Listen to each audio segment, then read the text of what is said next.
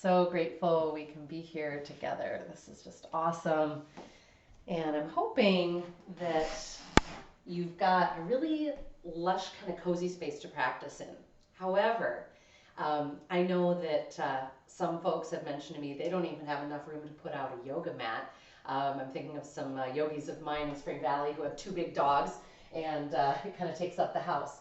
So I'm going to ask you to start seated with me because I want a little bit of this practice at least to be accessible to everybody. So you might be sitting on an ottoman, a chair, what have you. If you prefer to be seated on the floor on a cushion or something, feel free to do that. But I'd like you to have a nice straight spine so that we're in ease in that most central part of our body. We're here today focusing on gratitude.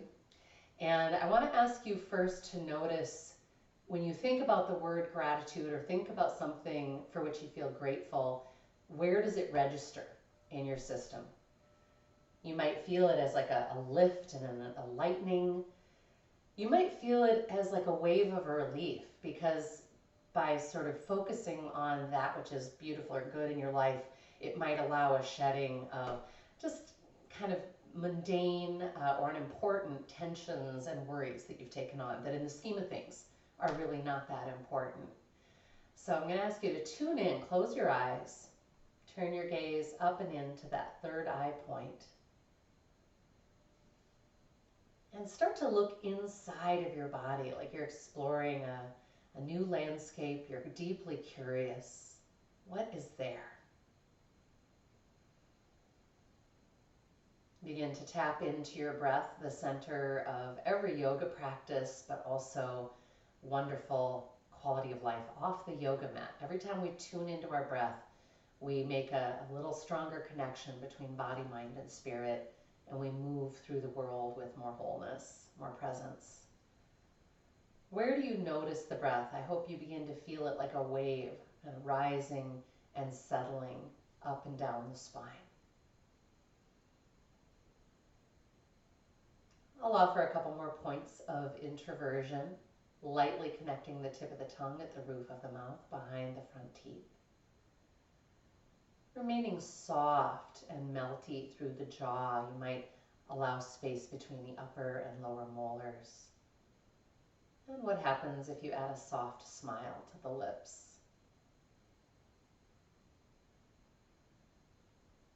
And now Ujjayi breath, great sounding breath. Contract the throat a little bit as if you were about to clear your throat or fog a mirror. And you'll begin to hear that wonderful sound of wind in the trees or ocean waves. And this can help us become more aware of that breath wave going up and down.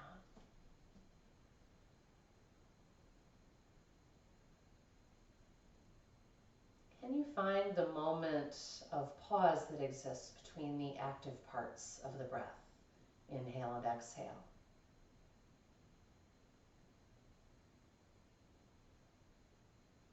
As we invite our attention to turn inward, inevitably throughout our practice, the mind will run off. We call it puppy mind or monkey mind for that reason. Just notice that it has and return the attention to breath, again, looking inward once more, over and over again.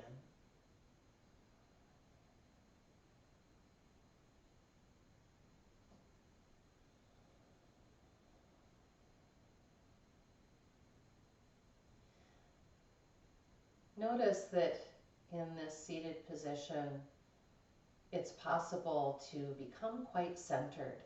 So we don't have to, get on a yoga mat or get in, cross-legged and kind of a more traditional meditation pose. It's really about the body just being comfortable and then turning your attention inward. We're going to start adding some movements. And again, I like knowing that we can do this seated because you can do it anywhere throughout the day. Just pause what you're doing. We'll be doing a lot standing as well for that reason. So as you're ready, just place one hand next to you on the floor or ottoman or whatever you're on. And then inhaling, reach firmly through the other hand. And I'm pressing with the palm flexed like I'm pushing the earth away. And for a few moments, I'm going to imagine that I'm being suspended from that wrist or palm. I'm letting the side body get long as it fills with breath. The hips are heavy. Let's take another inhale and make a little journey towards the center, deepening that side body stretch. And on your exhale, upright, and let that hand come on down. Good. Inhaling, sweep the other hand up, up, up. Remember always to turn your face in whatever direction is easeful on your neck. And again, we're pressing the ceiling away, we're breathing, adding any little organic movements that feel good in your body. That's always the best practice. And next inhale, going a little towards the center line. Exhaling up and down. Awesome. We're going to bring our hands to our knees.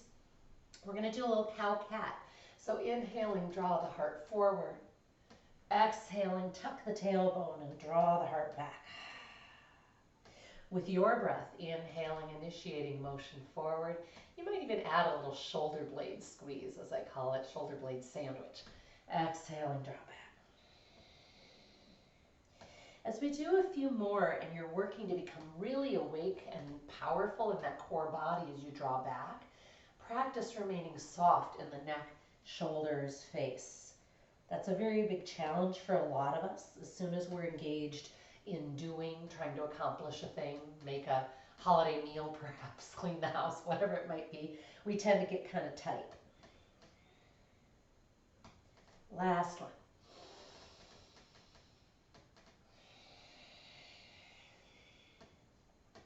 And we're going to come into a abdominal pumping motion, and often you yogis have practiced this with me laying down, and you're welcome to do that today. We can do it seated, and we can also do it in a little bit of a squat, which tends to be really powerful because the gravity will actually help the kind of movement of the abdomen in that downward motion. So for the standing version, and then everyone else following with the basic breath, we're going to inhale, slow, deep, and wide, and sweep up. Exhaling, placing hands on knees, folding, emptying completely, and then holding the breath out as you come into a nice angled spine here, straight from the hips to the head. With that position, draw the belly in, like you're saying, see how skinny I am. And then let the belly go with gravity. Or if you're on your back, you may need to press it towards the sky. And when you need to breathe, release. Sweeping arms overhead and resolving in prayer hands, tuning in.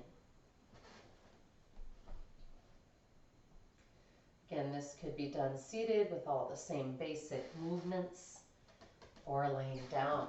This is really great for waking up our digestive organs, preparing them to receive a wonderful meal perhaps, but also this is our emotional center.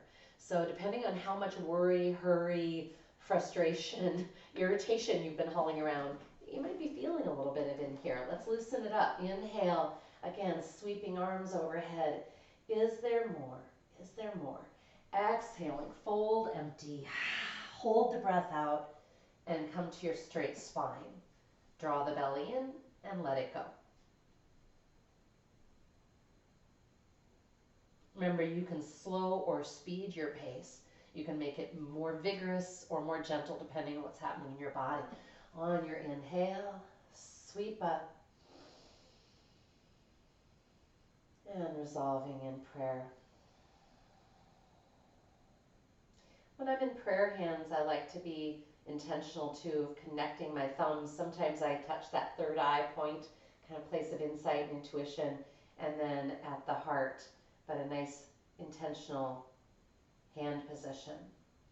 Let's do one more. Inhaling, sweeping up. Is there more? Really listening to your ujjayi to find that gap or pause. Exhaling, fold, empty through the mouth. Straight spine, holding breath out, belly pump.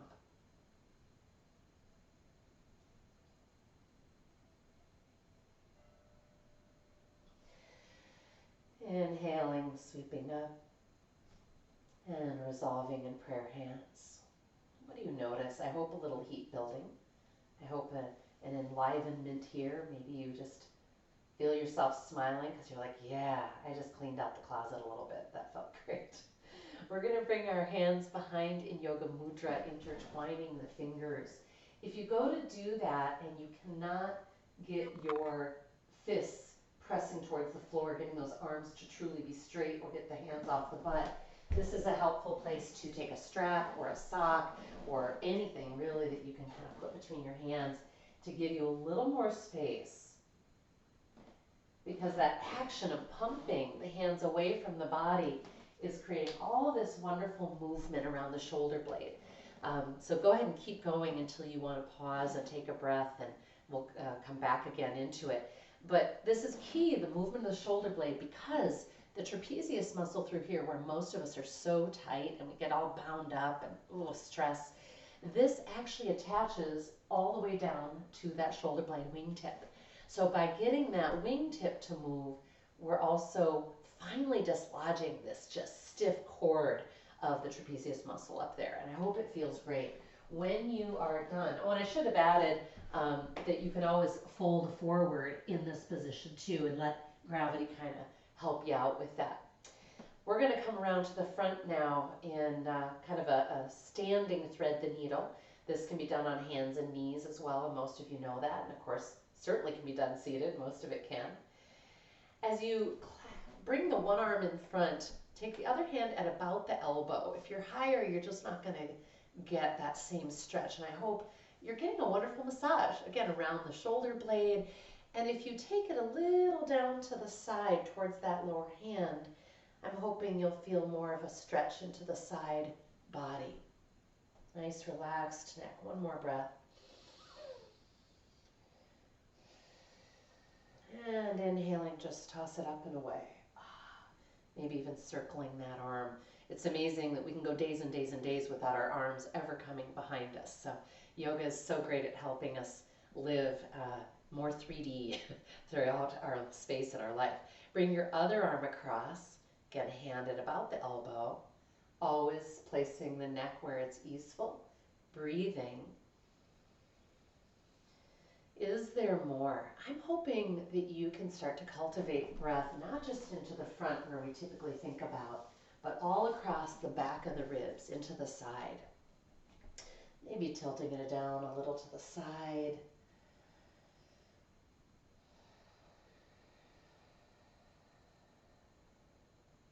And on an inhale, tossing it up and away behind you. And again, maybe a nice circling. All right, let's bring our hands up around the neck in a little collar. Again, an area where people hold a lot of tension. And you can see I've just got my fingertips touching so that it creates a nice support for the skull. While it rolls around on the surface of that collar, it's giving a chance for those I've got muscles, as I call them, right here at the base of the skull, the occipital ridge, to let go.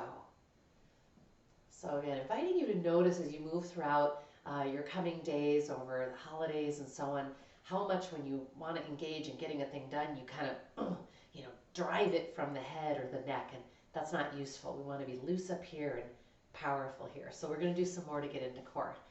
When that feels complete, if you want to go for any additional massage, maybe you're massaging your scalp, the temples, if you know you've got a lot of jaw tension, maybe getting into that by drawing down. We'll do a little lion stretch where we're going to open our jaw as wide as we can. If you want, you can add the lion claws with me. Inhaling, sweeping up. On the exhale, bringing the upper arms into the ribs, lion claws, and open your jaw as wide as you can.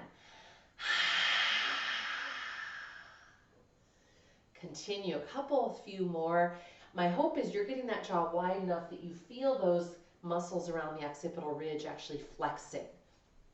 A lot of times we can't release tension without actually squeezing and tightening those muscles and then getting them to let go. You could stick out your tongue. You can also do a movement where you draw the base of your tongue towards the base of the throat. This could be wonderful if you feel like you've been kind of fighting off any sore throat stuff or just been tight through there. Let's do one more.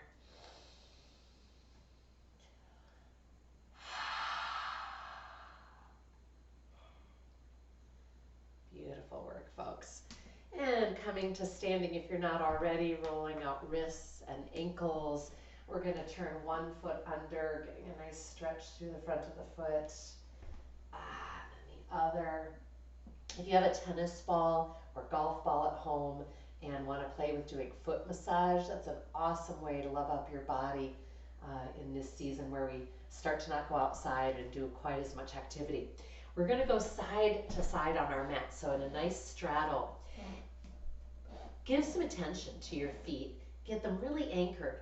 Nice anchoring through the inner and the outer foot, so as we push side to side, we're not kind of releasing the blade or the edge of the foot, cocking the ankle. We're just super solid. Yeah. And I'm going to imagine that I'm kind of an Olympic speed skater. So I'm going to keep my vision forward as I start now reaching one arm forward, one arm back. I'm just doing that little exhaling through the mouth for, dramatic effect, give you the vibe. But go ahead and keep your breath through the nose if you can. And we can do this nice and slow, especially at first. That can be helpful because it gives you a chance to check in. I'm hoping you're really activating that back arm, kind of karate chop. And then option to add a raise of that launching foot. Yeah, I want to get a little heat going. It's great for the season. It's great for burning off, again, any stagnation, any kind of ho-hum. I feel tired, I feel unexcited about anything. We need to move all that stagnation through to have space for more joy, to really feel the gratitude that we have. Hope you're getting a little heart rate going. If not, try speeding it up. So I'm moving fast and breathing slow. You might do your breath on like an inhaling, 2, 3, 4, something like that. Few more. Yeah, hope you feel this maybe a little tomorrow on the butt and the thighs. And let's take it down. So if your heart rate is really up and you're feeling like dizzy or anything, don't go all the way to the floor. Just hang out with maybe the hands on the knees. Otherwise, hands to floor. You could use a block, and perhaps you even let your head hang. I say perhaps because, again, if you're feeling kind of elevated, dropping that head might feel like too much. Go to the other side, getting the inner thigh stretch here. The other thing we're getting is a release through those IT bands. Now, again, seated, someone could get a nice version of this, taking those feet really wide, and you could even be massaging the outer leg. These muscles work really hard, get really tight, and are almost always just in that normal forward path of motion, and we need to get them out of that. All right, come on back to center with your feet, come on in, and we're gonna come into a quadricep stretch. I'm gonna be doing the standing version, but you could be laying on your belly if you wanted to. So we're going to clasp one ankle behind our back. I like the standing version because you can bust this out if you're in the kitchen or you're on the phone or whatever. Make sure that once you've got your ankle clasped, you bring your bent knee back in towards the straight leg, right? We do not want it out here. Nice and tight in. And then the more you kind of tuck the tailbone, the more you're going to feel that stretch. And the more you rise up through the heart, the more you'll feel that long line as you breathe. You might be holding on to something for balance, or reaching out, or prayer hands, or hand on heart. Let's take another couple of breaths.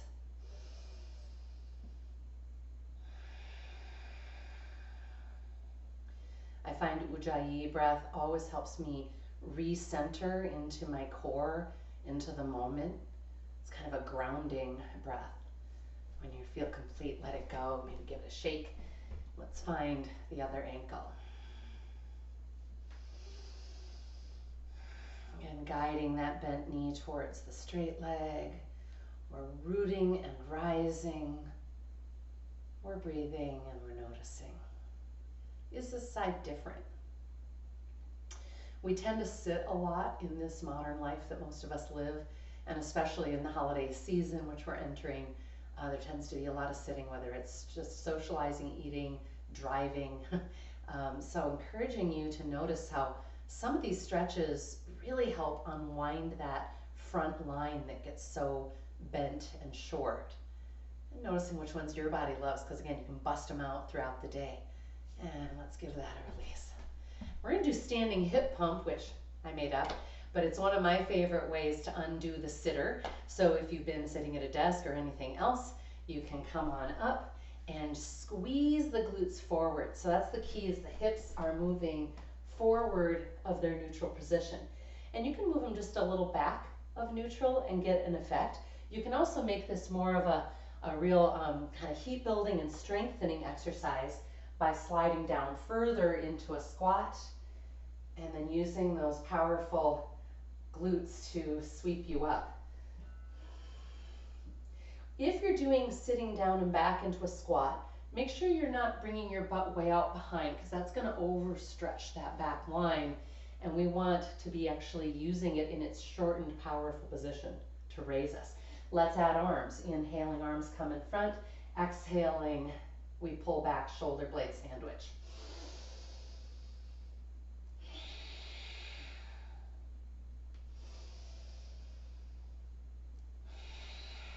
I'm going to do a few more. See if you can find the very end of each inhale and exhale. My favorite tool for that is asking myself, is there more? Is there more? Exhale, exhale, really using my core.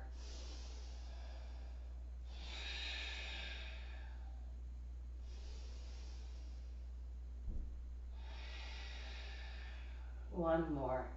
Slow, deep and wide, gathering, gathering. Lovely. And then please just settle in jet airplane.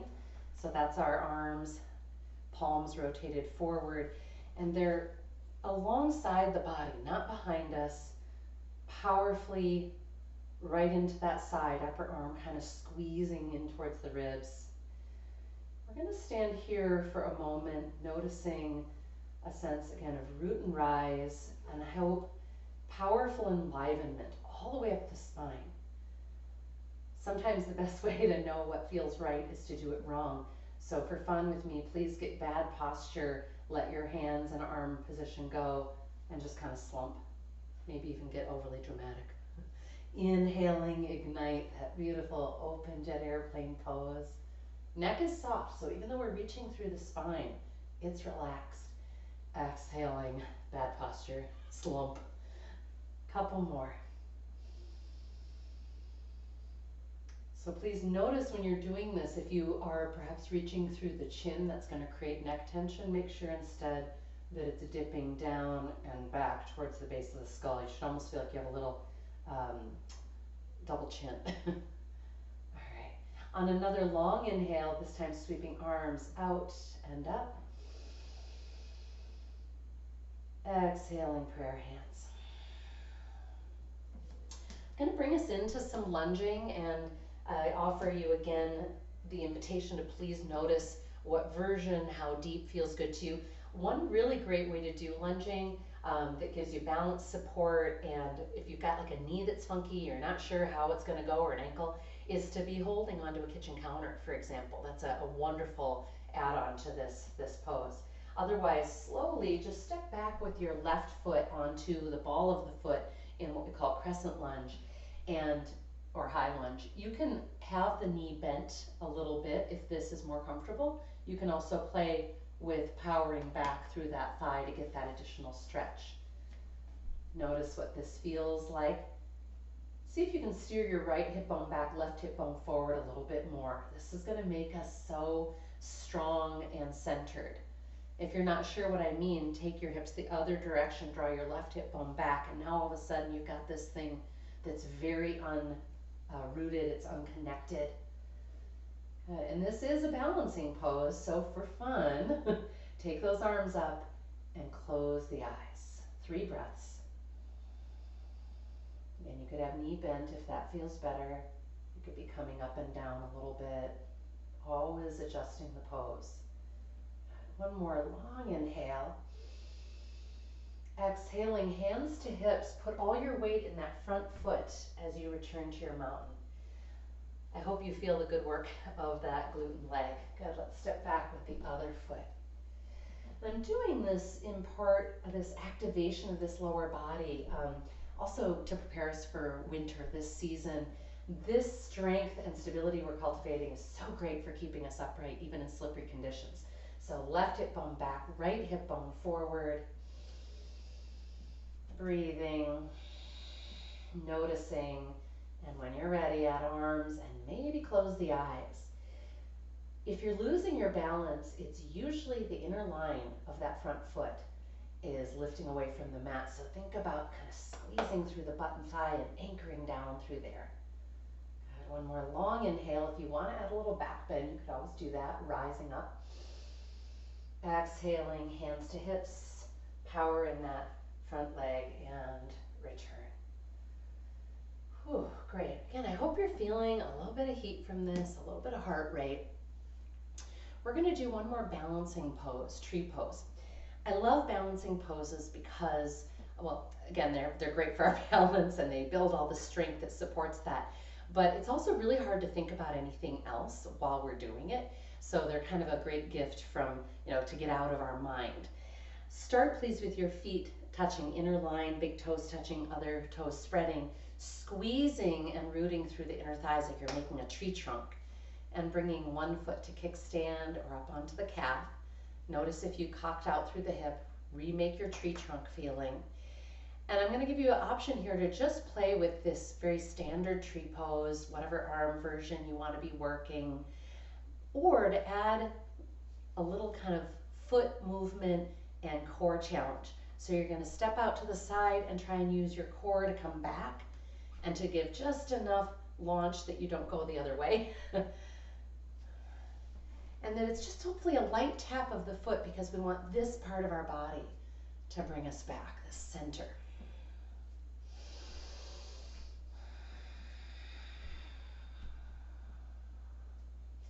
One more on this side. And we'll slowly release and switch. Taking the other foot into kickstand. And notice what's happening in the inner line of that standing or balancing foot. Engage towards the inner line, either holding and exploring tree, maybe closing your eyes for greater balance challenge, or adding our movement. And noticing how much vigor it takes to come back to center with less leg work, more center body.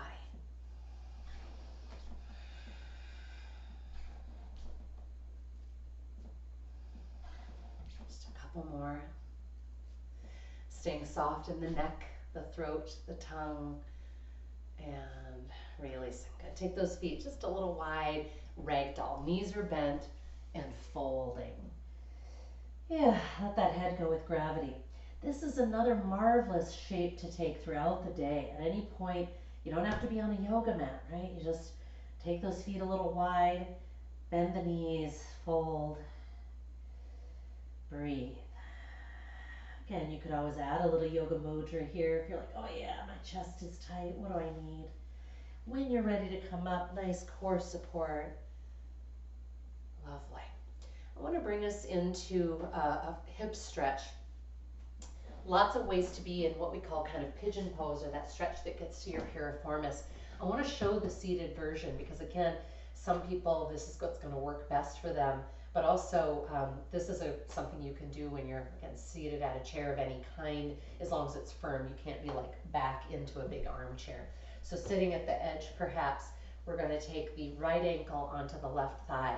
Heel is flexed for knee stability.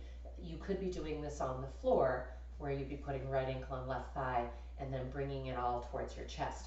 In this case, I'm going to kind of bring my chest towards my knee. And I'm also going to send it a little towards the center line. So I'm kind of pressing the right knee a little towards the left. Anything organic you can add, any kind of inspiration you have of how to make this just that much more delicious. Be a good massage therapist for yourself. Love up this amazing body that you're in.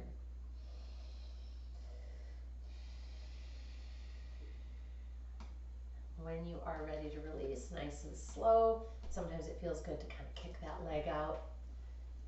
Left ankle onto right thigh. Again, if you are on your back, you would then be hugging the knee to the chest versus bringing the chest to the knee.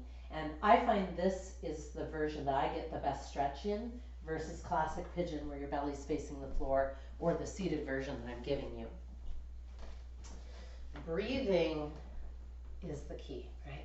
It keeps us present in our body and spirit, ties them together in this moment of connectivity and wholeness. But it also creates the stretch from the inside. So one more big inhale. Think about pressing breath down into the pelvis.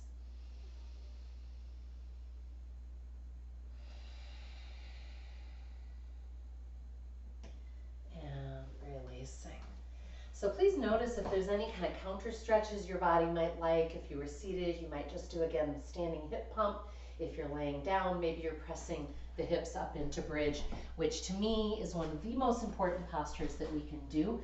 And we'll do one little add-on to this pose. So feet are right underneath the knees, arms in by the side body so that the shoulder blades are kind of winging in, and raising up the hips. We can do a variety of things here. We might decide that we want to inhale and come all the way out, and exhale, rise all the way up. Or we can kind of pulse, so inhaling, backing off of the edge a little bit, and exhaling, deepening the pose.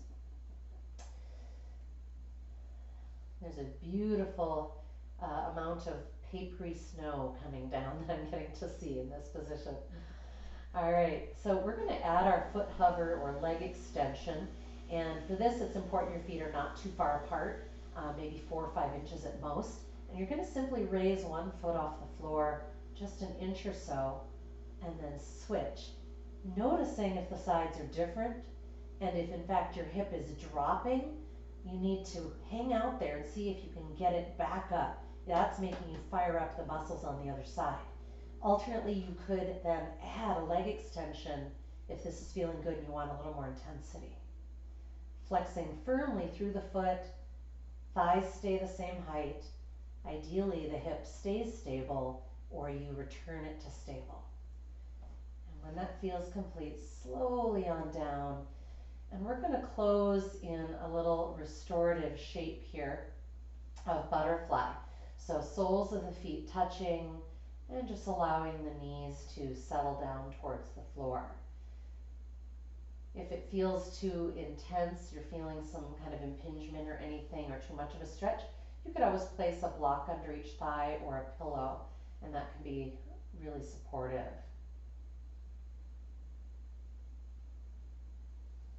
Noticing breath moving in the body, breath wave rising and settling.